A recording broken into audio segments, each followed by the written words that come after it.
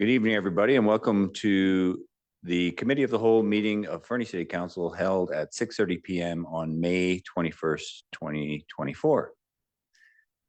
Kisukukit, I'd like to begin by acknowledging that the city of Fernie is located within Kukinamakis, the unceded territory of Yakutat Nucleate, and that we live and work within their vast lands. The Kanahunik are from Yakutat Nucleate and are members of the Ktunaxa-speaking peoples of British Columbia, Idaho, and Montana. Before I call the meeting to order, it's once again with great sadness that we mark the passing of a former Fernie firefighter, Art Peters, who sadly passed away on May 13th at the age of 75. Art devoted many years to the Fernie Fire Department. And on a personal note, my wife and I often stop to talk to Art walking into town from the annex. A nicer human being you couldn't hope to meet. Art was a fixture of this community and will be sorely missed.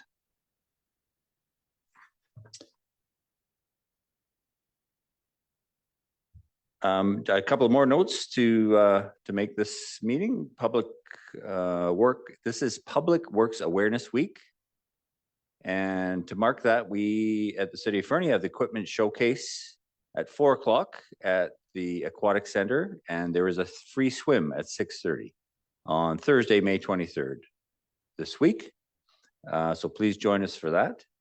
And I also wanted to let you know that we are convening our first Council Cafe here at the Fernie Senior Center Monday, June 3rd at 12 to 1:30. So anyone who wants to come and have coffee with members of council, please feel free to drop by. And with that, I'll call the meeting to order and ask for approval of the agenda and any late items. Moved by Councillor Hamilton, seconded by Councillor Ramadas. Any discussion? All those in favor? That is unanimous. And thank you, Councillor Sue Smith, who's joining us remotely. I'm not sure. Councillor Ramadas, did you have a chance to log into the meeting? You're trying to do that? Okay, just wanted to make sure that. Okay. If you need some help, let us know. Oh, thank you for that. Councillor Ramadas is with us this evening. He's just trying to log into the meeting. Item 4.1, that the minutes of the Committee of the Whole meeting held on March 19th, 2024 and April 16th, 2024 be adopted. So I'll ask for a mover, Councillor Nixon, seconded by Councillor Hamilton. Is there any discussion? All those in favor? That is unanimous. Thank you. I'll now open the floor for the public in attendance or participating electronically who wish to comment on items listed on the meeting agenda in accordance with section 3.7.3 of the procedure bylaw to address council, except speakers must not address council regarding a matter for which a public hearing must be held or has been held pursuant to the Local Government Act prior to council's consideration of the matter or adoption of the bylaw. Speakers must not address council regarding a permit for which public notice must be given or has been given pursuant to the Local Government Act prior to council's consideration of issuance of the permit, and a speaker may only address council for a maximum of 3 minutes. I will look first to our public gallery, and no one has indicated an interest to speak. And Ms. Rhodes, is anyone online indicating an interest? Seeing none, we will move on to item 7.1, a report from our Director Heisler. Good evening, Council. Just need a moment to get set up here.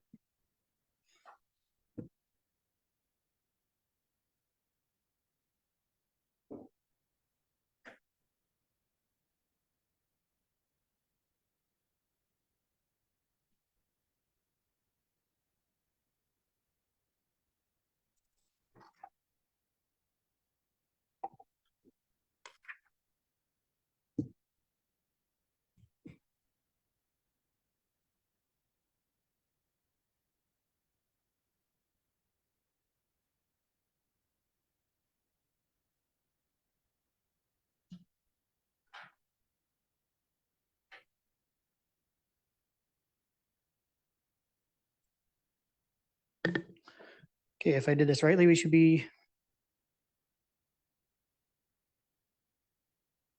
good to go here. All right.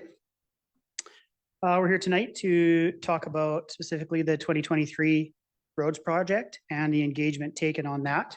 Tying into that, we're also going to talk about the active transportation roads program. This is the resolution from August 15th of last year, where we were tasked with coming back and providing an overview on the 2023 roads rehabilitation project and the engagement and change management strategies taken.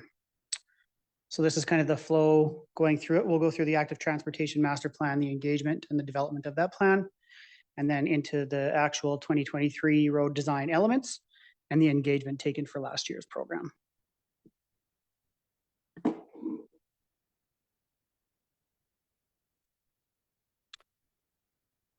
Phase one of the engagement kicked off in September of 2020 and it ended in October. There was 181 community members that connected and approximately 183 people participated. As you can see on the screen there is various outlets for the community to engage on the program. Following that, a draft, excuse me a moment. Draft document was developed and they started gathering comments on that in phase two. This ran from April to May of 2021. Once again, there was website, social media, public notices and online surveys developed for engagement on this document. A final meeting was captured on April 27th, 2021, and the ATMP was adopted by council on May 24th, 2022. This road cross section is the ideal design from the ATMP for a local road. Last year, 9th and 11th Street from the highway to 9th Ave were chosen. Similar to this year, due to the fact that there was no utility work required underneath those streets, and that money was being put towards the reservoir, which is a project for this year. And as we move into where we went with this, unfortunately, we only had 18.3 roughly meters of road width to work with. So modifications were required that were guided by the ATMP. As you can see on the pic, it's quite small in the picture on the bottom left, some guiding principles about siding separate sidewalks, putting them as far away as possible, as far back as possible from the driving lanes, ideally straight and ideally with boulevards. Another element of the ATMP that's used to guide design is this infrastructure here on the left is the ideal pathway, not even near a road, and then progressing from the left, which is the most desirable, to the right, which is the least desirable, to a walkable, non-separate shoulder.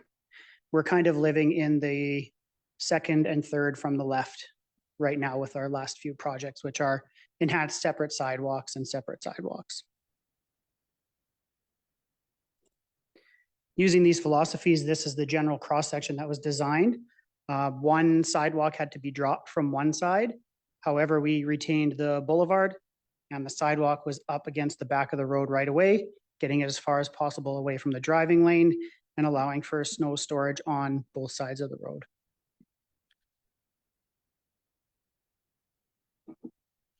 Jumping into the specific communications executed on the 2023 roads project. Project letters were hand delivered on May 3rd. An on-site Q&A with residents was on May 5th, and a briefing note went to council halfway through the month of May. There was significant email response to concerned residents throughout the whole month, and an on-site discussion with a renter on May 18th. And the contract was awarded on June 27th. A news release was issued on June 29th, and the website was updated on November 30th with respect to snow storage on road widths. Similar to challenges in many dike projects, there's a lot of perceived yard loss that's done, and this is where the frustrations come from the community. This is something we encounter on a lot of our roads projects as well as our dike projects and whenever we're generally working beside the public. Following the principles of the ATMP, though, we believe we got the best cross-section in the principles of the document. And when we don't have guiding principles, we're following best practices, which was what we used to engage the community for the 2023 roads project. kind of have the challenges and the winds up there. Something we see quite often with our projects is the loss of perceived yard and the frustration when the city comes to claim that public land back for public use. And it's tough for us to navigate the goalpost of engaging with the community or satisfying the community, because those are quite far apart and take quite a bit more capacity. We still are engaging with residents on the 2023 roads project to this day. Any questions from council? Council, questions? Mr. Heisler, you say you're still engaging with residents on the 2023 project. What sort of engagement does that involve? And the second part of the question is, how did the winter go in terms of maintaining that road and feedback from the residents? Yeah, the engagement that's going on now is related to the finishing landscaping work, I'll call it, the placement of the sod and making sure it's getting watered. A couple of residents who used to have gravel now have grass, and some comments like that. Hopefully I'm capturing those all. As far as the winter goes, I think it went fine. I don't hear any issues from those streets. But from my experience back when I was in the manager of public works role, it's a lot cleaner when you're pushing snow back onto the boulevards if there's a sidewalk, because then it's very clear what's city storage space and what's not a person's yard. Lots of times we get conflict when we're pushing snow back and you're pushing snow on my yard, but we're just trying to get it off the travel lanes in accordance with the policy and the parking lanes. Councillor Ida Kelly. Thanks, Your Worship. Just a comment more than anything. I think 9th and 11th do look lovely, and the boulevards and the grass are lovely.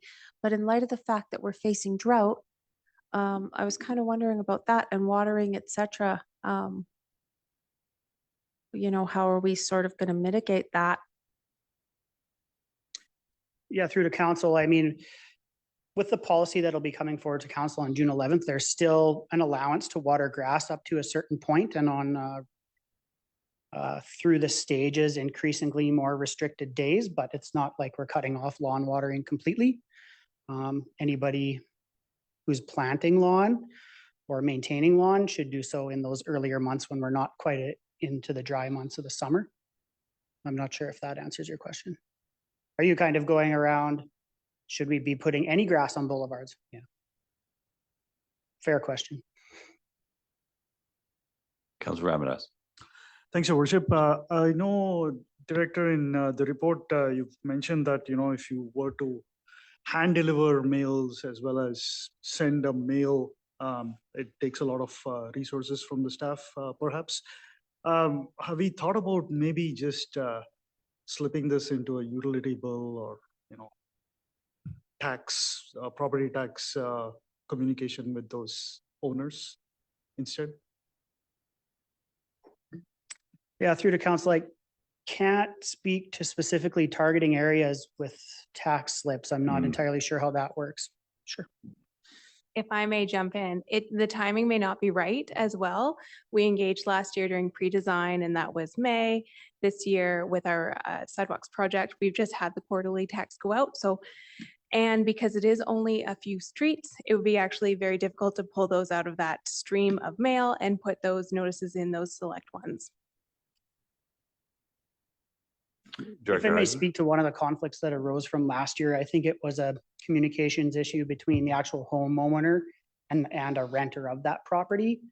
The homeowner did not receive the hand-delivered mail, but the renter did. And so that's where a lot of the confusion arose with the perceived lack of engagement ahead of the project. Yeah, and just anecdotally, there is for the coming work on 7th Street, there is a home on there that has a part-time resident. They're not there very often. I don't know where their mail gets sent, so hopefully they'll be informed.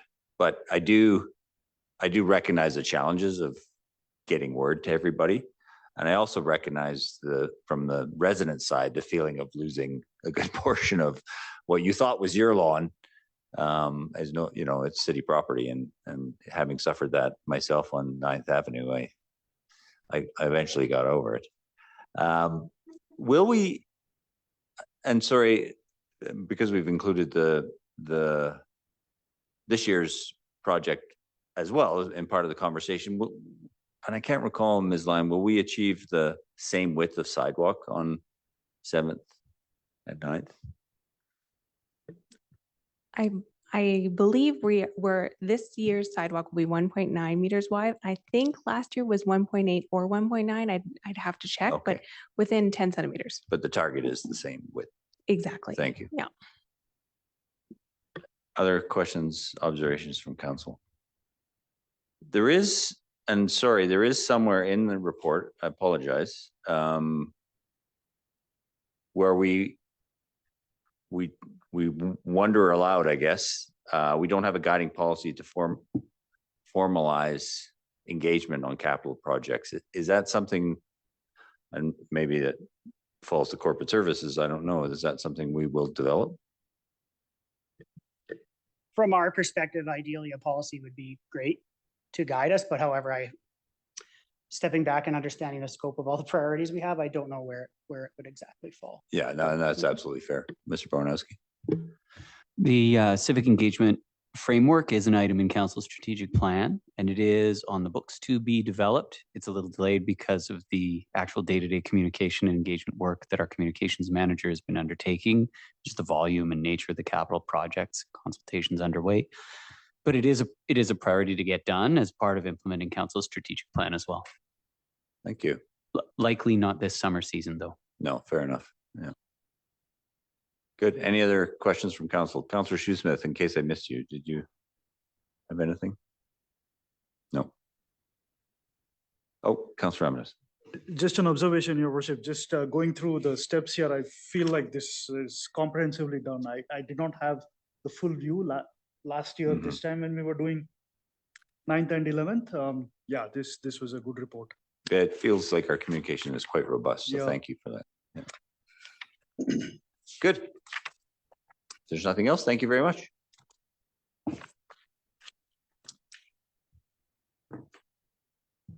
Item 7.2. Oh, engineer line, you're back. BC Hydro streetlight alterations.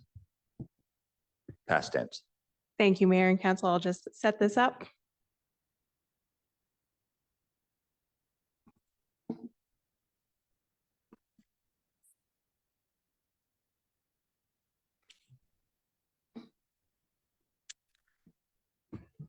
So I'm here this evening to talk about the investigation that occurred last year on the recently updated BC Hydro streetlights. The investigation was looking to see if adjustments were warranted. As you may be aware, back in 2022, BC Hydro replaced their previous generation HPS or high pressure sodium luminaries in Fernie with energy efficient LEDs to ensure compliance with updated federal regulations. In Fernie, BC Hydro provides the lights on the wooden power poles as seen in the annex, Maintown, West Fernie, and Mount View neighborhoods as shown in yellow on this image. The city owns and operates the metallic light poles in other neighborhoods and around the historic downtown. BC Hydro offered a limited number of options for luminaire replacements, and Fernie selected replacement luminaires with the equivalent LED wattage to the existing HPS lighting as per BC Hydro's recommendations. Basically, we were exchanging like for like. And now I have to go, because this is the most technical report I've actually given, and so I'll give some quick discussion on the aspects of lighting design. In Fernie, our subdivision bylaw focuses on two targets for lighting design: the AIL, or average illumination level, and the uniformity ratio. AIL is how bright one luminaire seems to an observer. Lighting uniformity is defined as the evenness of light. It's expressed as a ratio of maximum to minimum illumination levels in Fernie. For example, in residential areas, the recommended ratio is 6:1. That means there can be 6 times more illumination when measured in one area to another on a residential roadway. BC Hydro has acknowledged historical street lighting design limitations, noting that their overhead distribution system was designed for delivering power and it wasn't designed for lighting. So there can be 2 issues with their power poles, unfavorable pole spacing, and unfavorable luminaire mounting heights. On pole spacing, the distance between luminaires may not be as close as wanted in the ideal design, as poles were not placed specifically for lighting, and as luminaires may not be mounted on every pole, leaving noticeable patterns of dark and light between fixtures or not good lighting ratio. And on mounting heights, the luminaires in Fernie are installed between 8.5 and 10 meters above the road. While 9 meters is the preferred height, there's a lot of instances in town where that's not achievable because there's a lot of other power lines on it or communication lines, all sorts of things that prevent that from happening. So, and BC Hydro doesn't actually track the lighting height. And why is that important? A lower height may result in excess glare, whereas higher may result in light trespass and lower vertical illumination, which is how much light actually makes it onto the road. Okay, end of like little information dump. So the assessment that we did last year, it was caused because with the replacements, city staff began to field many obtrusive lighting complaints from residents. So staff actioned ISL to perform an assessment on 8 sample locations, each a couple blocks long, to determine if the new luminaires are within the acceptable lighting design range. And BC Hydro provided the data for the streetlights in these locations for analysis. The findings indicate that while the design illumination levels in some locations exceeded the recommended levels from the subdivision bylaw, as shown in highlights here, the variance was actually not significant. The current BC Hydro installation mostly meets the average illumination levels required as per the city's bylaw, but it doesn't meet the uniformity ratio, and in some cases far exceeds it, as shown by these red areas on the above map. And this is caused because of the luminaire spacing in Fernie. The street lights are typically every other BC Hydro pole and approximately 80 to 100 meters apart. This causes the severe uniformity ratios. So the analysis went one step further and asked if we could reduce the luminaire wattage to the next lowest wattage bulb offered, would it improve either of those elements? Well, it would improve the uniformity ratio, but the lights themselves would be not bright enough and they would not meet the city's average illumination levels that we want. Therefore, the analysis concluded that we do not want to change the lights. However, from a homeowner's perspective, the streets are now much brighter lit and light trespass, glare, or light pollution issues have been raised.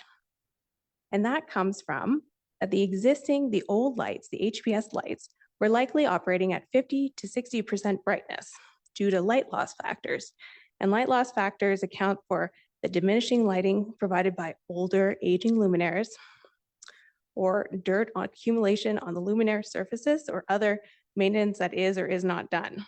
So there is a drastic difference between the HPS lighting that's been performing at about 55% and new LED lighting performing at 100%. That is a big change in lights. However, whenever we talk about this, these new lights would be performing the same as the old HPS lighting was when it was initially installed. So this analysis aimed to determine whether adjustments to the recently upgraded BC Hydro street lighting levels are warranted. The short answer is no. The current BC Hydro installation meets the city's average luminance levels required as per the bylaws, but doesn't meet the uniformity ratios.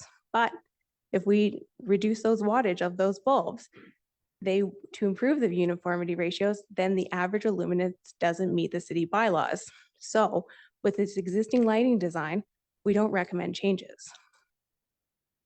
For the public with concerns, we have been having communications around that the light loss factors of the old HPS luminaires are likely the driver of the perceived significant increase in illumination.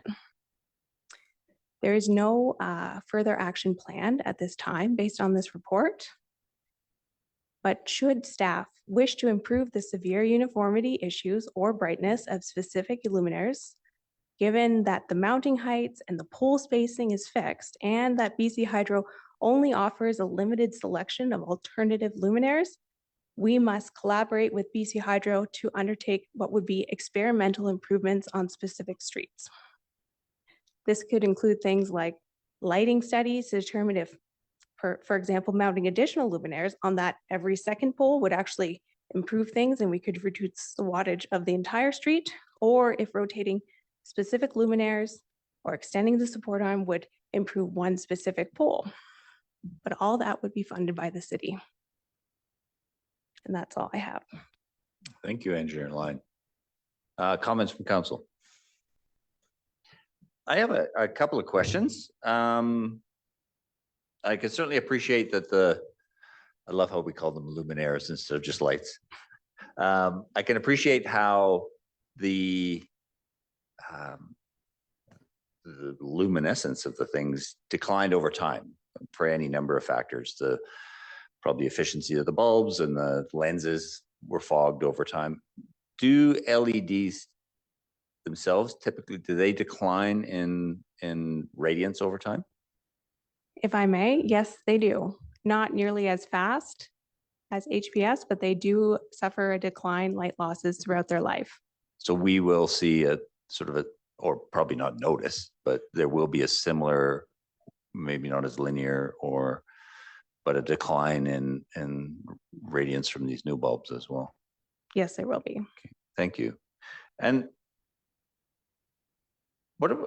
there's a note in the report about Hydro opted out of smart controls, or it's in the ISL report. Why did they do that? And do they plan to apply smart controls in the future? If I may, at this point, I do not believe that would be something Hydro would do on their own. We could talk to them about that, but I would believe that that would be a cost to the city and not something they would implement themselves. So they essentially were following the letter of the law. They replaced the lights with like for like. If I may, we were the one who chose the replacement luminaire wattage. No, fair enough. But yes, they Yeah, did the yeah. replacement. But yes, as you said, they just replaced one light for another. No additional options or upgrades. And have we had a conversation with them as to why they chose not to put in smart controls and what the difference might have been? Do we know that? If I may, we do not know that. It wasn't me who was on this No, project, it fair was enough. before my Yeah. time. And if there was any discussions of that, I am not aware of it and it is not documented. Okay, thank you. And in this review, did we identify any particularly egregious lights that we would just change as a matter of course or ask to have changed? If I may, so the report did go through if we reduce the wattage on all of these sample locations, and I chose the sample locations based on the complaints that were coming in to try and cover all those areas. And when they reduced the wattages, they were showing that there wasn't enough AIL with those reduced wattage bulbs. So we did need to stay at the Okay. higher wattages. Yeah. So there was none that were particularly irritating to the residents that we felt we could change to accommodate the complaint. Pretty much. Fair enough. Thank you. Mr. Heisler, I see you stalking toward the. I just like to add a little bit of, it seems like the right time to add this in. We did change one bulb this spring, and that was to the tune of $800 for that one bulb. So that gives you an idea what it would cost to change a bulb or modify an arm where the bulb is. Additionally, we had quite a bit of inventory of high pressure sodium bulbs in the late teens. We kind of exhausted using up all of our inventory, and then around 2020, now when we have a failed bulb, we replace like all the steel poles in town are ours. Mhm. When we have a failed bulb, we've been replacing those with the LED equivalent as we go. At some point in the future, we may want to do a comprehensive sweep because of the energy savings, but at this point, we're just kind of doing it as we go within the operational budget and not capitalizing that. Okay, thank you. That's helpful. Councillor Nixon. Thank you, Worship. I'm just wondering if we're installing smart controls on those ones as well. We are not. They are If you picture a traditional streetlight in your head, the green curved pole, the Cobra head, you replace that whole Cobra head. It has to be a service call by an electrician to remove the ballast for the sodiums and then wire in the new Cobra head. But we are not doing smart controls. Thank you. Any other questions from council? Seeing none, thank you very much.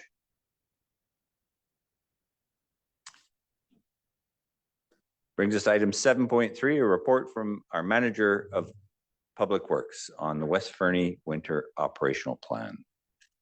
Welcome.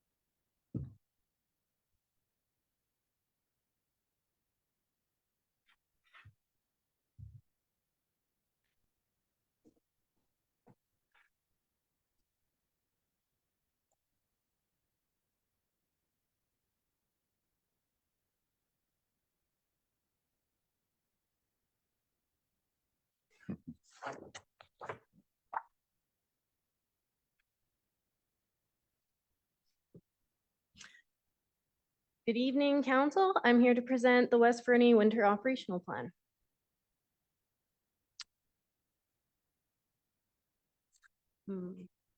This is the wrong slideshow.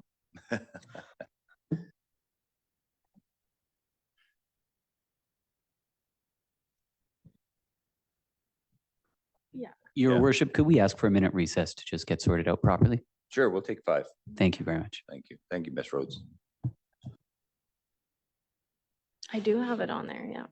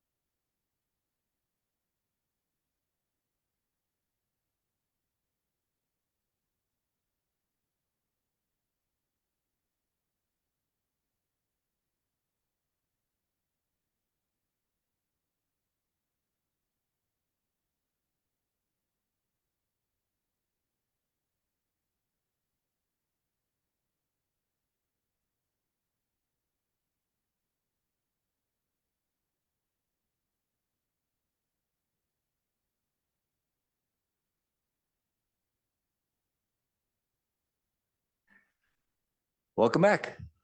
Ms. Solinger, off you go. Thank you for your patience. Again, I'm here to present the West Fernie Winter Operational Plan. So mainly, next slide, please. There were 3 objectives in this project or this plan, and I framed them as questions to help keep everyone engaged. So the questions we plan to answer today is it more economical and operationally feasible to contract out or internally manage West Fernie snow and ice operations? Secondly, what are our equipment option strategies, as well as how will we pay for the operational recommendations? So how did we get here? In 2017, we had a boundary extension where West Fernie amalgamated into the city. This was previously managed by the Ministry of Transportation, so the operations were contracted out. At the time of the boundary extension, there was an initial equipment assessment, and staff looked at what pieces of equipment would best suit managing West Fernie, whether it would be a grader, front plow, or loader with wing. Then in 2023, the front plow versus grader analysis project was approved by council, and the scope of this project was to look at the cost of replacing our old CAT grader, Unit 208, with a new grader, or compare that to the cost of a new tandem axle truck equipped with a front plow and anti-icing system. Around that same time, a snow committee was initiated, and the committee met every second week over the last 2 snow seasons. The committee was created to analyze and develop efficiencies, monitor the West Fernie winter operations contract, as well as identify gaps in service levels.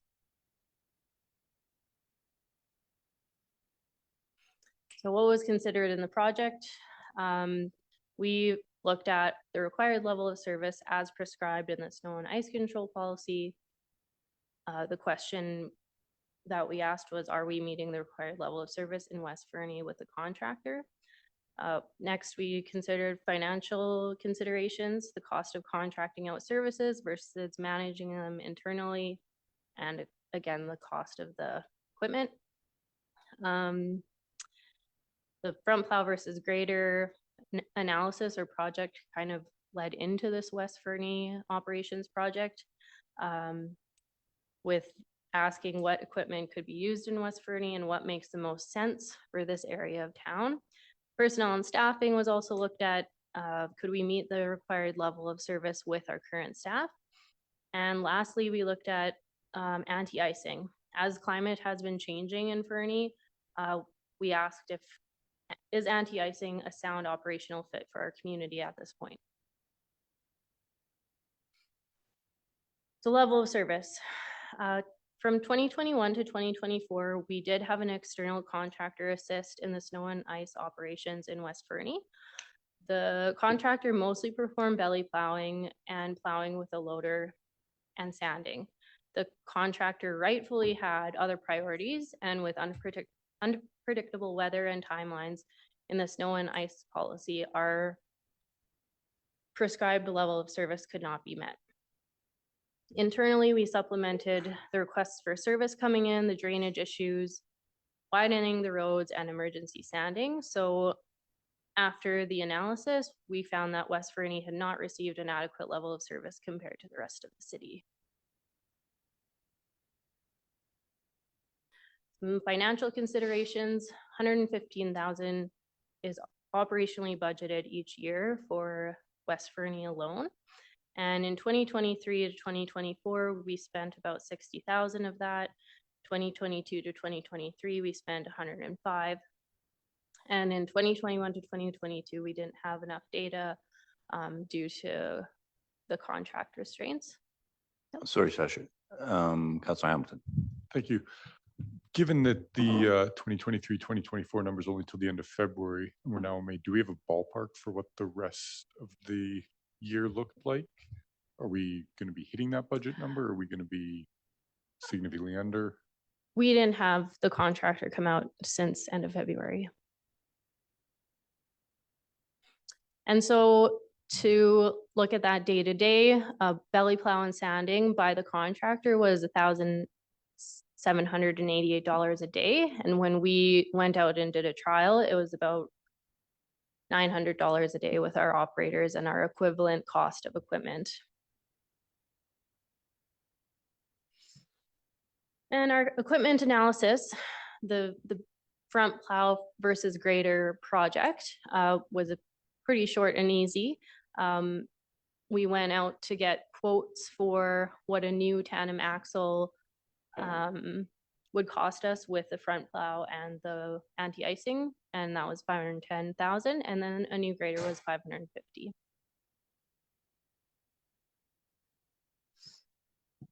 Using what we have. So once the grader versus front plow truck project was kind of done, I was discussing this with the Public Works team and the snow committee and with the fleet mechanic, just trying to gauge, where we want to go. And with the snow committee, we kind of went into, why don't we use what we have instead of buying something new? So with that, it was found that a pilot project retrofit 415 with a front plow and anti-icing system would be a fraction of the cost of new, about $200,000 with the quotes that we did receive. And then I reviewed this option against the fleet replacement plan that states that the city will analyze the uses and cost of each piece of equipment before the city procures new equipment. And under operational strategies, under section E of that fleet replacement plan, we do state that our smallest size and weight for the task will be used, and we will evaluate whether replacement is actually necessary.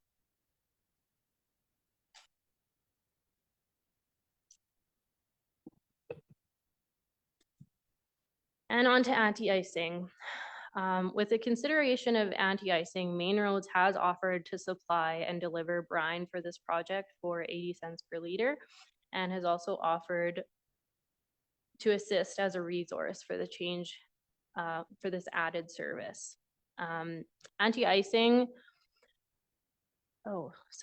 alternatively to Main Roads supplying us with this brine, a capital cost of a brine mixer would be about $88,000. That would not include plumbing and installation.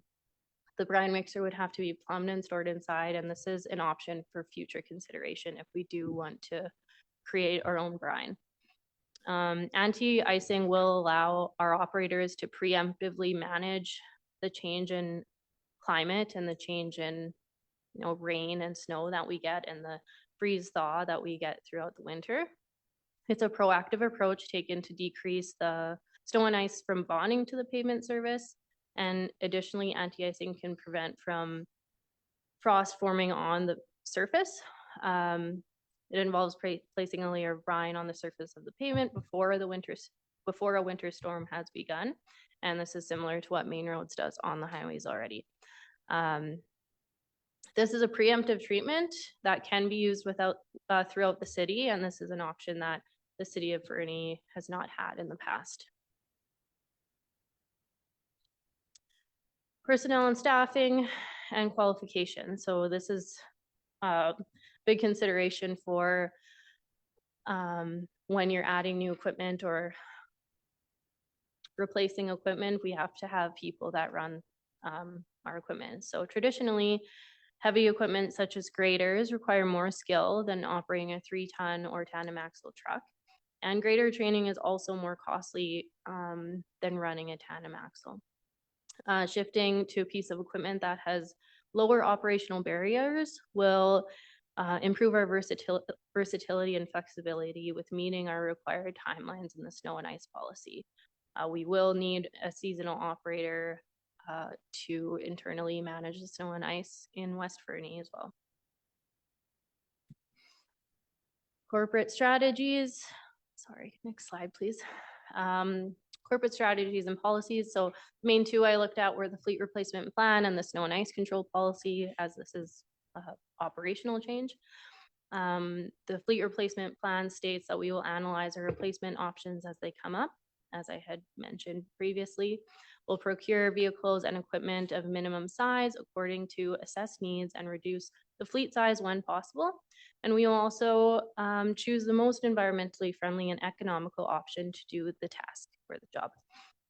In accordance with this, we have analyzed options and are notifying council that our grader 208 will remain in use and $200,000 of the budget will be reallocated to retrofit 415.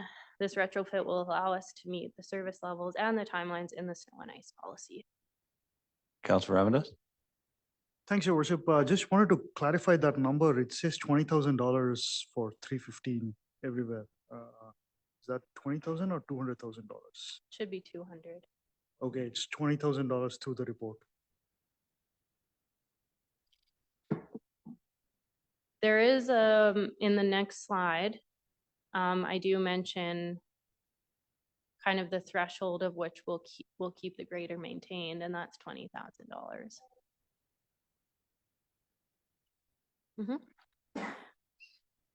So in 2023 and 2024, our financial plan, we budgeted $550,000 for replacing grader 208. So no additional budget approval is needed for this retrofit. The capital costs for this option were quoted at $190,000, and the team would keep our grader maintained until repair maintenance cost exceeds $20,000, which is what we guess is about half of the cost or half of the value of that grader. Researching further, our fleet mechanic is confident that 208 will be able to operate for the next 2 to 3 years with only minor maintenance. So we do plan to replace 208 in 3 to 5 years with a tandem front plow truck with an anti-icing system, and we will slate that replacement cost in the coming years. The operational plan will require also an additional seasonal operator. The position will be hired in alignment with the process of our other 2 seasonal operators, and that will be about $26,000. And then the annual cost of brine, like I mentioned, is 80 cents per liter. We aren't really sure how much we'll use in a year. As I mentioned, this is kind of a pilot project, and future purchases for additional equipment will come out of the mobile equipment reserve, which has a projected ending balance of $1,736,805. Councilor Hamilton, sorry. Yep. Thank you. Ms. Sellinger, I think actually answered my question with her little side note about not sure how much they'll actually use, but that does kind of, my question was, what's the cost comparison? How much money are we going to be saving with brine versus salting? But I guess if you don't know how much we're going to use, my question shifts to how do we know we're actually going to be saving money if we're not sure what the volume comparison would be? Thanks for the question. The cost savings is on the internally managing West Fernie. This brine solution is actually an added service that we're hoping will help with the level of service across the city. So even though we would be using this brine to anti-ice the roads, we would still be sanding as a post storm treatment. So they're not really comparable. The brine is more, like I said, a preemptive, so that we can go out before we know snow or rain, really rain is coming, so that we can clear the roads quicker the next day. Does that answer the question? Okay. Councilor Nixon? Thank you, Worship. I'm just a little bit hesitant of the brine because I don't know if there's going to be a cap on it, or like, I mean, are we going to use 1,000 liters a pass, or are we going to use 10,000 liters? I mean, at 80 cents a liter, it doesn't sound like it's a lot, but one pass of the entire city might cost us a lot of money. So I'm just curious if we're going to be putting a cap on how much we're going to be spending on this pilot project as well, or if it's just going to go right through to February or March next year.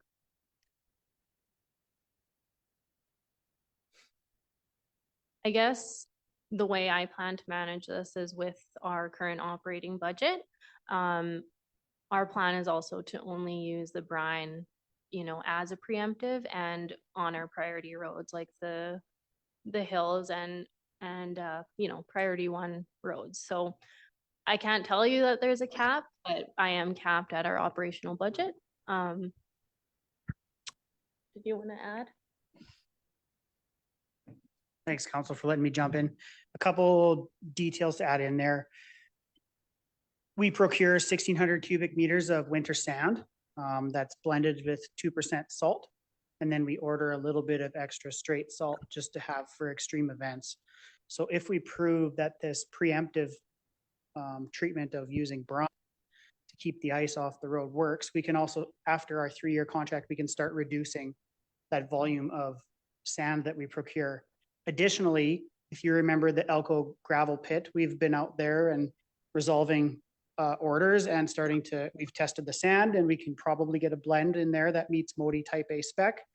And following this 3-year contract where we have sand locked in, we are looking to, hopefully a year ahead of the expiry of that contract, start engaging with a contractor out there to mine and blend our mix and then truck it in annually for us in the fall. However, we may be able to reduce the 1,600 cubic meters of sand by X amount as we ramp up the preemptive brine. I just wanted to really punch home the point that Stasha mentioned that, you know, we have no preemptive tools right now. When you see a storm coming and main roads is coming through town, laying down the lines, that's what we could be doing ahead of time. Right now, our operators are still, you know, cleaning up from the previous storm or doing whatever task until the snow actually hits, and then we respond. This way, we could see the storm coming, we could line up the plow, and you could have the evening operators dosing the hills at very first, and then, you know, see how kind of this all works out. In the past, Main Roads has approached me to pilot something like this through town, but just observing like their operations and how the road stays clean with all the people tracking the brine into town, it's going to work quite a bit better for us on the hills rather than laying down half an inch of sand following a rain freeze event. Thank you, Mr. Heiser. Councillor Shoesmith. Thank you, Mayor Milligan. You guys can hear me good? We can. Okay. Yeah, one additional thing about the use of brine is if we prevent the ice from bonding to the road surface in the first place, when we're plowing, we're going to have an easier time on both the road surface and our equipment. So there's some potential for some longer term savings with this as well too. Councillor Hamilton. Thank you. Just curious from, you know, adding more, call it chemistry, brine, salt, to our roadways, what is the impact of that going to be to our runoff and our waterways and the Elk River is a major waterway? That's a great question that I don't have an answer to, unfortunately. The brine makeup would be, you know, the same salt that we already use, just, you know, mixed in water instead of mixed with sand. So I anticipate insignificant, but I can't conclude for sure. If I may follow up, Please. is that something that we would monitor, or we have partners in the community who would be able to monitor for us or might be able to monitor for us? We have done some studies at our snow dumps and environmental studies. I'll be presenting that to you all next month. And we could use that as a baseline. But again, that's only in our snow storage locations. I haven't looked into if anyone in the community could do that monitoring. And it hasn't been brought up as a scope of this project. It's something to consider. Thank you. Sorry, Stasha, did you have more slides? There's one last slide. Okay. Yeah.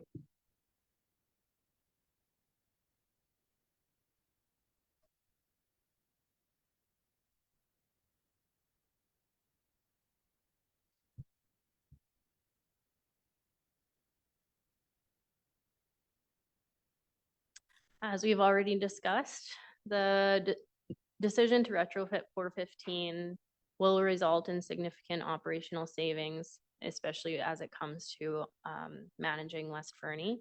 A 3-ton is faster is a faster and more nimble moving piece of equipment or piece of fleet.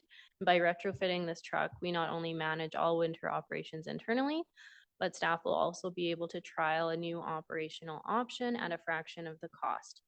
This retrofit will be used in the entire community as a preemptive road treatment prior to storms and rain events, which has not been an operational option for the snow and ice control in previous years. Thank you. Thank you. More questions, observations from council? Councilor Otter Kelly. Thanks, Your Worship. Just thank you, Stasia, for you and the Snow Committee. I think that's great out of the box thinking. Being proactive is usually a lot better than being reactive. So I'm kind of excited to see how it works out. So thanks for the hard work. Councilor Ramadas. Thanks, Your Worship. Just adding to Councillor Odekelly's comment there, like often, former equipment operators come to us and says, you could do this or that, and we have expertise, and actually engaging with union members to come up with a solution is a step in the right direction. I like it. Yeah, I commend the Snow Committee as well. I think that's a great idea. I have a couple of questions. The first one that occurs to me is maybe an uncomfortable question. We budgeted $550,000 for a grader replacement, and yet realized that we don't need to replace it for 3, 4, potentially 5 years. Like, how much rigor did we apply to the process of budgeting that money for a grader that we don't have to replace? That's a great question. So last year, the fleet replacement plan was created. And prior to that, the replacement plans were always based on how old the piece of equipment was. So with the new fleet replacement plan, it gives me the avenue to analyze each piece of equipment at that point, instead of just replacing based on its age. Okay, so we're not looking at it in terms of hours or, okay. So it'll now be case by case basis for each piece of equipment. Thank you. I really like actually Councilor Hamilton's question about runoff, and I know this is a pilot, but there are alternative products, and I don't know if people have heard about beet juice as one. It's maybe something we can look at down the road. It probably has less environmental implications anyway. Yeah, fair enough. It's not a question. Sorry. So this is the smallest size and weight piece of equipment for the job. Is it up to the task? Will be sort of one of the questions we'll receive. Is it sufficiently robust to move the snow it will be required to move in West Fernie and elsewhere in town? We plan for it to be. Like I said, this has not gone out for a tender or anything like that. We've done a preliminary retrofit and engaged a few vendors on what we'd like to see. According to the plows that we use and the size of the truck, it should be able to handle what's required in West Fernie. And that being said, we could also use other pieces of equipment in West Fernie. This would just enable, more people to be out at the same time. Right. It's an additional piece of equipment doesn't preclude using other equipment. Thank you. That is helpful. I appreciate that. And one question based on Mr. Heisler's comments about the potential sand reduction. We've also budgeted for a project to build a cover over the sand. Are we on a trajectory where that's not necessary, or it's smaller, or we don't have a sense of that, obviously, but it's something to consider as we potentially reduce our sand salt mix over time? It's a hard one to answer, but I think kind of as you alluded to, time will tell. This year, the project is just procure it for design for that building. Right.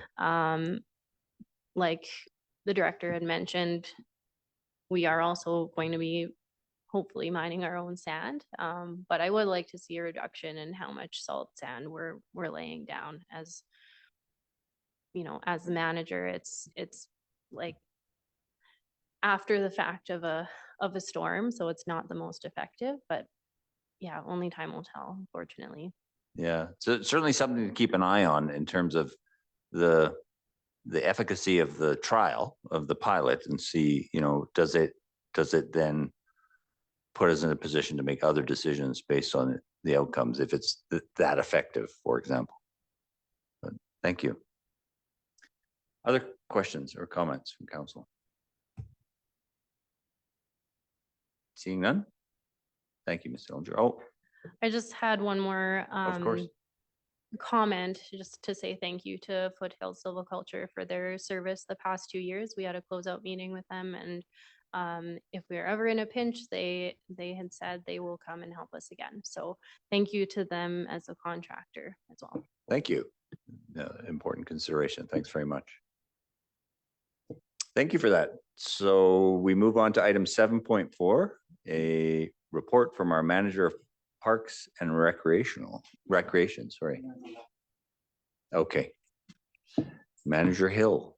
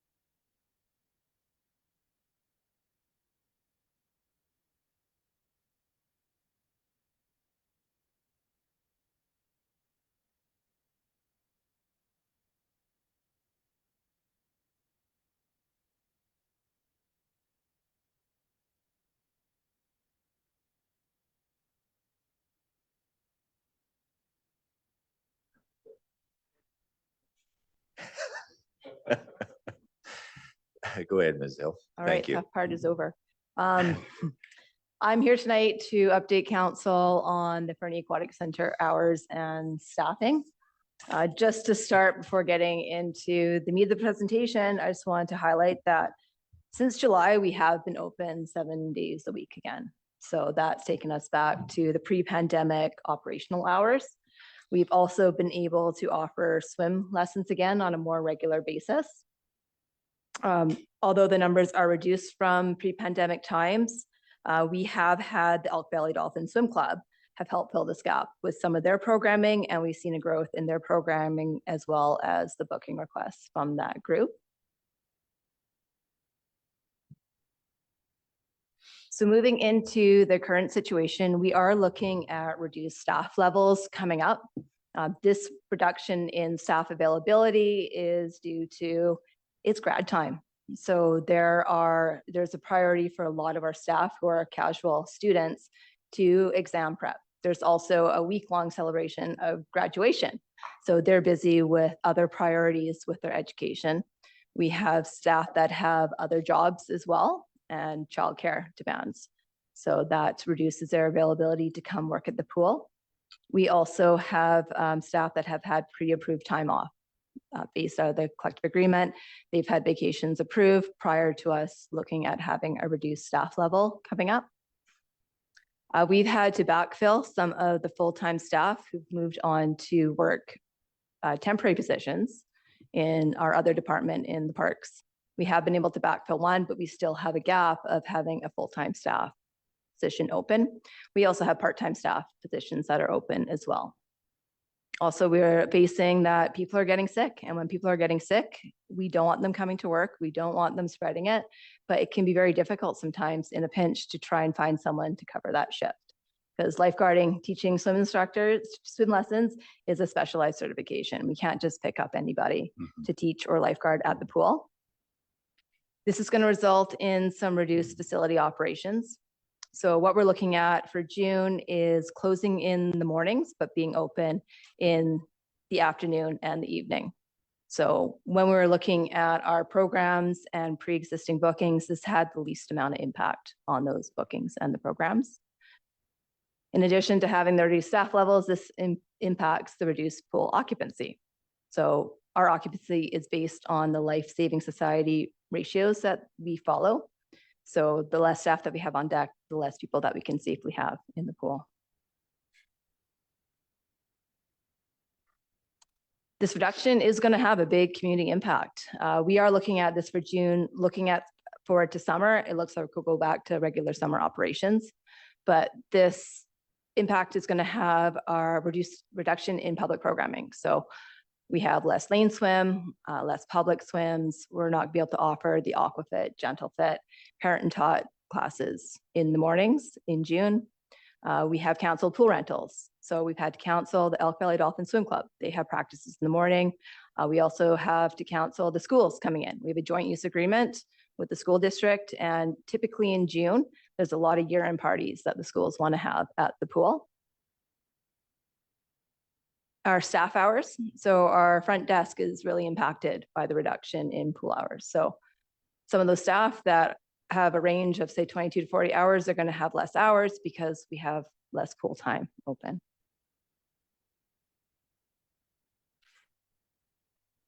Some of the actions that have been taken, we've had ongoing recruitment. We are offering advanced courses regularly now. We've had the Bronze Medallion. We have a Bronze Cross coming up in the middle of June. We've offered the NL swim instructor first aid. Along with that swim instructor, we've actually added a swim instructor position. So those that are interested in only teaching swim lessons, we have a position for them now. We offer staff advanced course training. We just put staff through swim instructor training. So that really helps us in the summer when it's busier for lessons. And we are planning an aquatic open house. That date is to be confirmed. And sorry, Yep. Ms. Hill, the training we're offering, is there good uptake on that? Has there been good uptake thus far? It seems to be hit or miss. We do promote it to the other municipalities in our region. More regularly than not, we have been able to offer them, but we've had to cancel a couple of them. Councillor Ramirez? Thanks, Your Worship. Thanks for this, Manager. But these actions, like these ones will take some time to get the benefit from these, right? It does. So It takes what are- 100 hours, sorry, Yeah, to no, become a lifeguard. yeah, exactly. So what are we doing today, right now, to actually address this staffing issues? We're offering more courses and training more staff, and Is that going to be sufficient?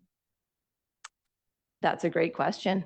At this point where we have a staff reduction, we didn't see the staff reduction coming, but it's been due to the reduced availability of team members. So, sorry, on that note, given some of the reasons, school trips, exam time, et cetera, that happens every year, I would think. Could we not predict this? Or is it just because we now return to full operations that we're seeing the impact of this? Partly because we're returned to full operations, but we have a lot more casual staff than we have previously. Okay, So now that we are open 7 days a week, we do spread the staff out, but it's also their availability. A lot of the staff are available in the evenings, right. on the weekends, and it could be a challenge to get early morning staff if they're going to school. Fair. Councillor Ida Kelly. Thanks, Your Worship.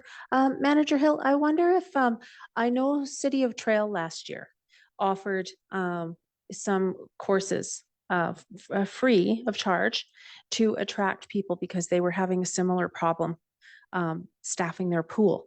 Has anyone maybe spoken to them and seen if that was effective? Was it worth the investment?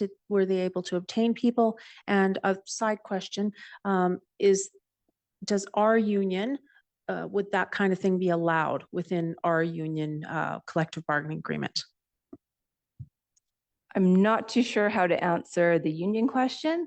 I think if we were to look at subsidizing offering these programs for free, that would be an impact on the budget, and we'd have to bring that forward to show what the impact would be. I will be preparing a report to council in the future. So looking for solutions to address this issue, looking at the staffing and what council's philosophy is on the programs that we do offer. So this will be coming up in the future. Mr. Baranowski? Thank you, Your Worship. I don't think there'd be a prohibition on funding it. It's certainly not something that's budgeted for. We budgeted, as council will recall, to maintain the existing service levels at this, or existing services at the same levels to the best of our abilities, and do not have funding to offer free training typically, although are happy to look at something like that.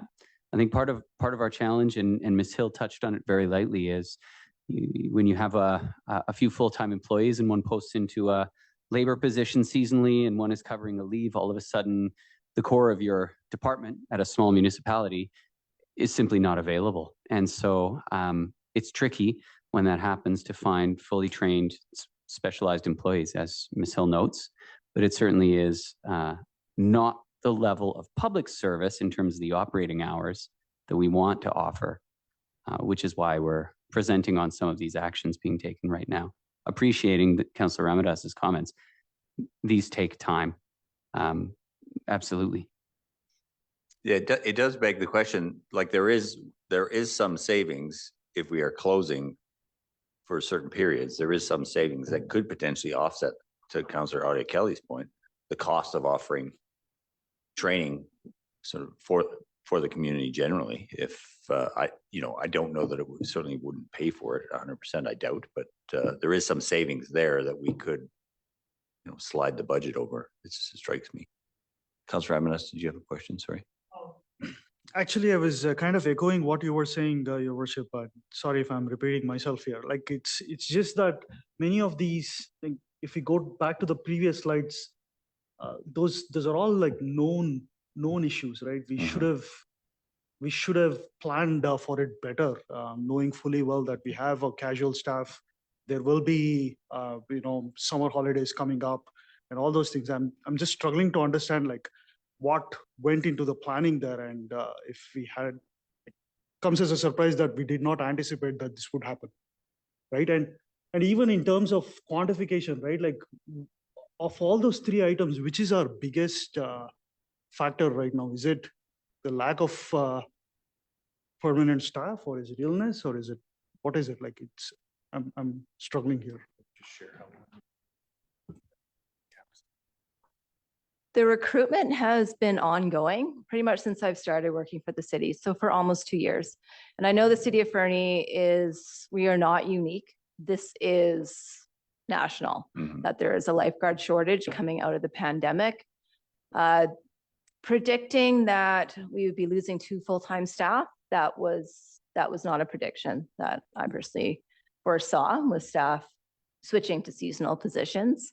And our programs are based on the staff. When they say they're available, we will plan. But there have been changes in staff availability that have been very last minute, that have resulted in some last minute closures to the pool. They're not able to attend their shifts. Councillor Audia Kelly. Apologies, Manager Hill, but can we just dig a little bit into the options that we had? And this isn't meant as a criticism. This is just meant to get a better fix on it. Going back to what you said earlier, so we're not able to support lane swims, etc., such as bookings that we have because we lack the staff to supervise? Did I understand that incorrectly? So this is for June. So this is us opening at, I believe it's 11:30. So we're not going to be able to offer lane swim in the morning. We're not going to be able to support the bookings for dolphins in the morning. We're not going to be able to have aquafit and gentle fit in the mornings. We will still be able to have the public swim in the evenings, lane swim in the evenings, dolphins practice in the evenings, and lessons as well. Yes, please. So is it that we don't have people to work in the mornings, or we've just chosen to allocate the hours a little bit differently? We've chosen to allocate the hours a little bit differently. And when we looked at it, the biggest impact, if we closed in the evening, there'd be a big impact on the lessons that we're offering, the Dolphin Swim Club, as well as the public swim. So it would be a universal impact effectively across all our programs. Yeah. Okay. booked or otherwise. Yeah. Councillor Hamilton. Thank you. I think you may have answered the question earlier, but is the bulk of this from the casual employees not being available through June because of school, or is it the 2 full-time staff who've taken different roles? Partly the 2 full-time staff, but we also have another full-time staff who was on vacation in June, and that was pre-approved as per the collective agreement back in February. Okay. Yeah. Further then? Yep. So do we expect then come July that things should be back to normal? That's what we're Or- expecting. We've also had a lot of applications of interest for people wanting to be lifeguards over the summer. That's their summer job. They want to come to Fernie. They're visiting their family and they want to work. Our operations in the summer are reduced as well. We offer swim lessons in the morning, and then in the afternoon, we have public swim. So we're not open 6:30 to 9. We're open for lessons basically from 9 to noon, and then from noon to about 6 o'clock for public swim. Councillor Kelly. Thanks, Your Worship. I'm not sure if this is for you, Manager Hill, or not. It's a collective bargaining question. Does our collective bargaining agreement speak to operational requirements at all? Through your Vis-a-vis- worship to council, please. if I may, there is some language related to operational requirements. In this case, when you have a vacation that's approved with backup staffing in place, and then those backup staff decide to post into other departments, I don't believe we have language in our collective agreement that would say you can therefore cancel people's booked vacation without it becoming economically unfeasible. As in, if they're losing those vacation days, we're paying them overtime for those full shifts, plus they retain that entitlement to vacation days. It doesn't make financial sense. And as a result, we typically do not cancel people's booked vacations. We try not to, certainly. Well, and to Manager Hill's point, I mean, you're the victim of circumstance in that case that you can't control where people bid under the collective agreement. They will bid when they see a job they like, and off they go. Yeah, I have some sympathy for that, certainly. Mr. Barnowski. Thank you, Your Worship. If I may, we've also really encouraged a growth and development mindset shift at the City of Fernie in the last 4 years. So we have employees who are seeking professional development and training and laddering up through the organization rather than entering and awaiting seniority-based bidding. And that's a wonderful cultural change, but we're having growth hiccups, of course, because of that as well. We have people moving from one department to another, and we have ongoing work to do to make that backstopping of those changes more possible. Yeah, it's always it's a bit of a cascade when people bid. Councillor Kelly. Yeah, just to clarify, I don't want to suggest that we cancel booked vacations. I was thinking more along the lines of, I work in a unionized environment. We have, on my team, 18 staff. There's a formula that says only 3 of us can be allowed on vacation during prime time, and prime time's considered May through September. So that was more where I was heading with that, actually. Mr. Barnowski. Your Worship and Council, we absolutely have policy that manages the number of vacancies that we can have in any business unit at any given time. Yeah, there wouldn't be a disruption if it weren't for people posting into other jobs. Thank you. Councillor Nixon. Thank you, Your Worship. I just have to say thanks for the report. It clears up a lot.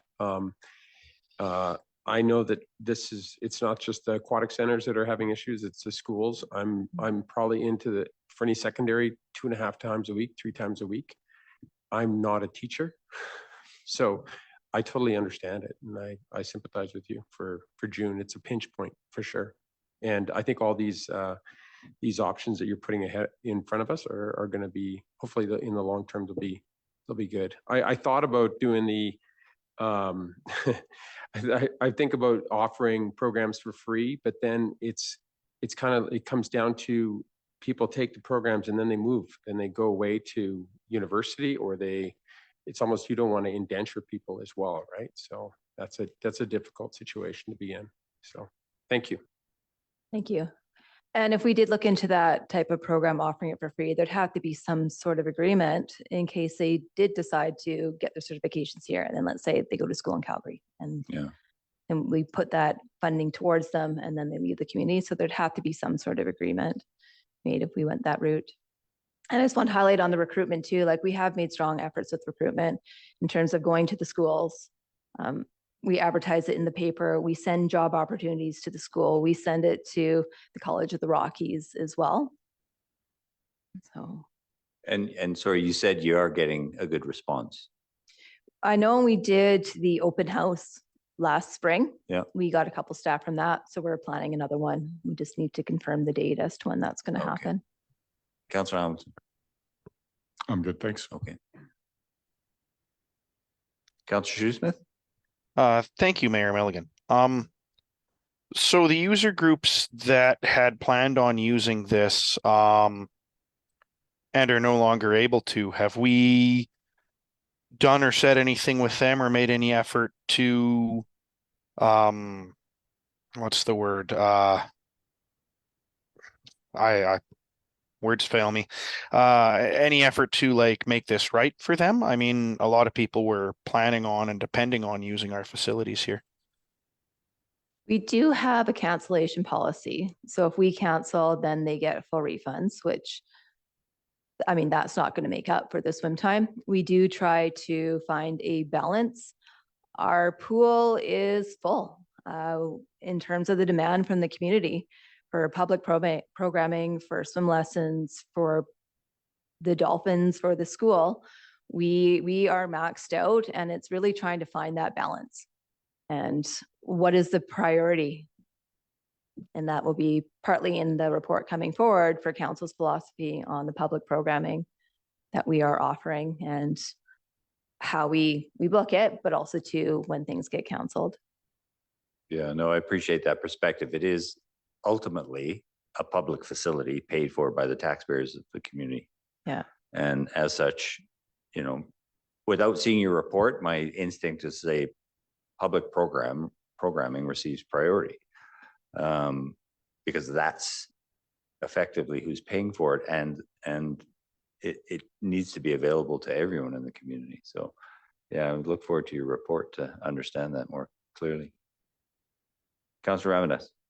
When is that report coming, Manager? I don't have a date set yet. Okay. Maybe the next couple months, June, July. Hopefully sooner than later. I would like to get this moving forward. Thank you. Councillor Adia Kelly. Thanks, Your Worship. In the report, Manager Hill, are we able to sort of pinpoint where our revenues are coming from? Just out of curiosity. And also, do we have a current policy, say, forgive me, ex-minor hockey president, as a seasonal renter that books in advance, if we were short-staffed at the arena, would minor hockey practices be canceled, or would public skate? Like, are we applying that same philosophy across our facilities? Just kind of curious about that. If we could kind of maybe look at those two things in the report, because with no disrespect meant to anyone, the people that are in clubs such as hockey, skating, and dolphins also have parents who are taxpayers.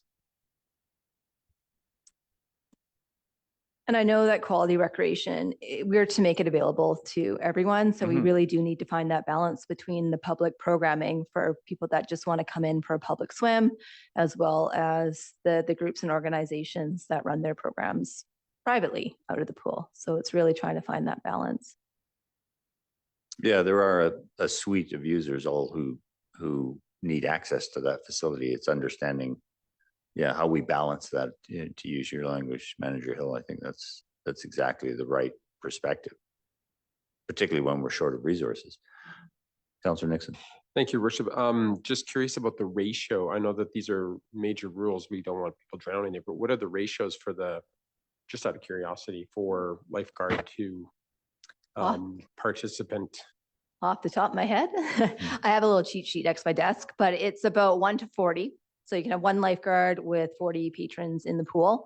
If you have 2, then it is 2 to 80.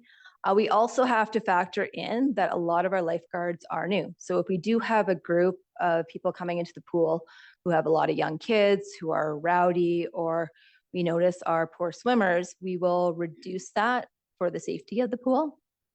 Looking at 3 lifeguards, I believe it's about 120. I think it's about 40 people increments.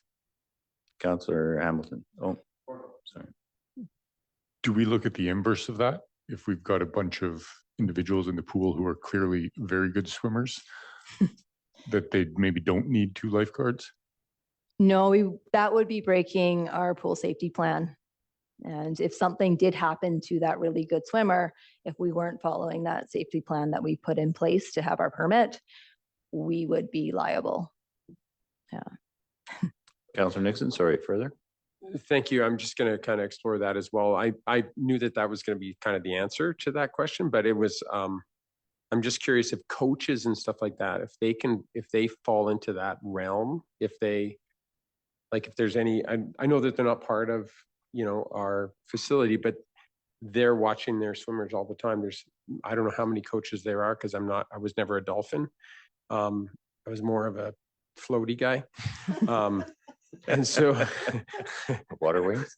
But I'm just wondering if coaches could fall into that realm for no. They Yes. wouldn't fall into that realm Okay. because they wouldn't be trained on our safety procedures Yeah. if there was someone who was drowning. And they don't have those certifications and that's what we need to have our operating permit. We are a public facility, so we need to make sure that we're following our pool safety plan to have this permit. Yeah, and they're also not members of the bargaining unit, which creates a Yes, agreed. complication. Councillor Hamilton and then Councillor Ramirez. Thank you. I think you just answered my question. But if these coaches were all qualified to the lifeguarding standard and we did have documentation certifying that, would there be an opportunity there? But I'm guessing since they're not part of the bargaining unit, the answer is probably no. But is that something that could be explored? That's something we are going to explore, but it's the fact that they are not city staff. And how would that look for insurance if we're opening a pool that we're not staffing? I don't see how that would fly with insurance, but it's something that we are going to look into. And the question is too, if they're certified as lifeguards, how can we get them as staff? How do we get them working for the city? Councillor Ramirez. Thanks, Your Worship. Might be a little bit of a cheeky question here. These certifications, are they getting too onerous? Is there a certification light that we can think of? I know, not compromising on safety, but there should be a way out, no? It's just feels like there's just too much requirements on these things. Yeah, I think it depends who you ask. If you ask the Life Saving Society who does the certifications, they would probably say that we could always do more. And we do constantly update the staff with training and they need to do recertifications. And I know with the swim instructor program, they've added an extra element that there is an actual co-teach requirement. And I think that just enhances the programming that we're offering. Yeah, I look forward to your report because in terms of even our operating permit, what is exactly required? When we open the pool every day, what does that look like? And yeah. We need to have 1 certified lifeguard and then another staff who is trained on the facility procedures and has practiced those facility procedures with first aid. So we have looked into that. Okay. Ideally, there are 2. I know with our lifeguards in the collective agreement, they could be on deck for an hour and a half. And that's a pretty long time to be on deck, but an hour and a half, and then they must take a rotation. Okay. And that keeps them fresh and that helps with the safety of the pool. Councillor Hamilton. Thank you. Not that I totally disagree with Councillor Ramadas's cheeky question, but I think fundamentally we just need to look at safety and never compromise on that.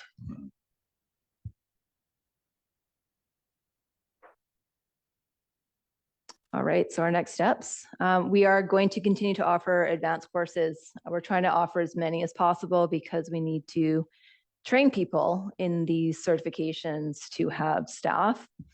We're continuing to promote the employment opportunities.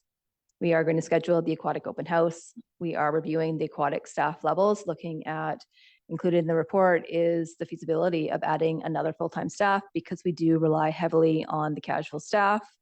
And we're learning this year with grad time, we have a lot of grade 12s on our staff. they are not available because of graduation. And looking at the creation of a public programming administration policy to clarify the priority of use and what happens with program cancellations. Thank you, Manager Hill. Further questions from Councillor Roddy Kelly? Would it be possible, Your Worship, to just touch base with Trail and see if that initiative paid off for them at all? It might just be an email to, For sure. Yeah, I can reach out to them. thank you. Thank you. Other questions, comments? Seeing none, thank you, Manager you. Hill. You're in a very difficult position. I appreciate that. So Thank you. thanks for coming before us, and bring us up to speed.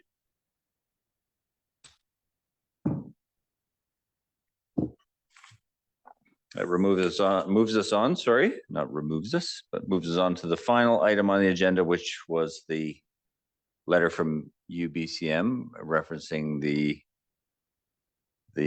resolutions we forwarded to AKBLG, and they are on the resolutions book for UBCM. And so Councillor Nixon will have to make sure his vocal cords are in good shape, because he had to speak to most of them. But any comments on that? See, yeah, please. Yeah, thank you, Your Worship. Yeah, I'm happy to do that. That's this will be great. I can just use we need more money. We need more money. We need more money. Yeah. Wear a t-shirt. Yeah, I will. Councillor Ramirez. Thanks, Your Worship. I am glad that we got these three resolutions. Well done. The only thing that I was thinking about as I was thinking deeper with with our second resolution, the stable municipal funding in Mhm. BC. I know we had a lot of debate last time when we were talking about municipal sales tax. It's kind of really, it's one of those edge cases that can be a little problematic.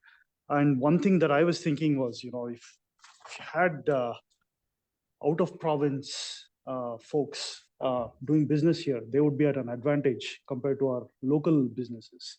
So that might have an impact on, development, construction, and those kind of activities within town. So just have to be a little careful with the counterfactuals there.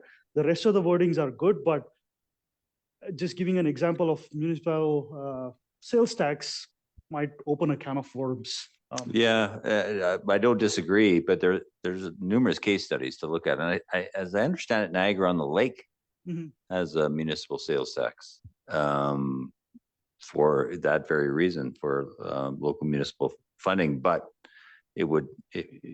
any one of these would take a significant amount of research to. It's quite common practice in tourist destinations in the United States, for example, but they of course have a completely different taxation regime, so be quite different overall. But there are things we can look at. I don't disagree. It's complex, and you don't want to wade it. You don't want to wade into it lightly. Councillor Hamilton. Thank you. I think this is precisely why we need to continue to advocate these issues up to UBCM and work with the provincial government and all the resources that they can throw at these issues, as opposed to trying to make somebody else do the work. Exactly. Try not to solve and reinvent the wheel ourselves. Yeah, 100% agree. Other comments? Oh, Councillor Shoesmith. Thank you, Mayor Milligan. Yeah, I can speak to that on the tax issue. I don't think we need any study for that. I mean, if you were to talk to any local builder or developer or hardware store owner, what they would tell you is that we already suffer from a tax disadvantage in that regard. The difference in taxes between purchasing materials here and purchasing materials in Alberta and bringing them here, which, by the way, is illegal and will get you stung at some point, is larger than or comparable to many people's profit margins. And as a result, what that does with local builders is puts them in a position of cheating on their taxes or operating at a severe disadvantage. And many people do actually find it well worth their while to buy material outside of province. So we're already living in that regime, and you can see it every day if you talk to the people who have to actually crunch the numbers on it. Well, I agree. We need more money. I personally feel a municipal sales tax will incentivize buying goods from elsewhere and bringing them here, and will incentivize buying labor and contracts elsewhere and material and bringing them here, as opposed to supporting the local shopkeepers and the local workers. And what I found is many times a tourist or somebody from who's new here will say, you know, Fernie feels like a real town. And what they mean by that is it's a town inhabited by real people with jobs, livelihoods, history, as opposed to just second homers or vacationers. And I feel raising the cost on doing business here or doing things in-house here and incentivizing doing it elsewhere or bringing it in will serve to hollow that out, I feel. All that being said, I feel the rest of those things we're sending to UBCM are great. And thank you, Councillor Nixon, for spearheading this. We do need the money, and good plan. Thank you for that. And as well, I think we're all aware that FCM, the Federation of Canadian Municipalities, is engaging with the federal government to, and it was a commitment made by the Prime Minister at last FCM to come up with a new funding regime for municipalities because local taxation is not the long-term sustainable answer, and that appears to be recognized across the nation. So we'll see how that plays out.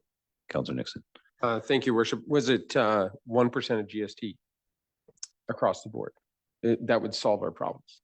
Yeah, there was no commitment to a solution, but there was a commitment to a conversation, and we all know how fruitful those could be. Anyway, on that note, why don't we adjourn this evening? Thank you, everyone, for joining us, and yeah, have a great evening.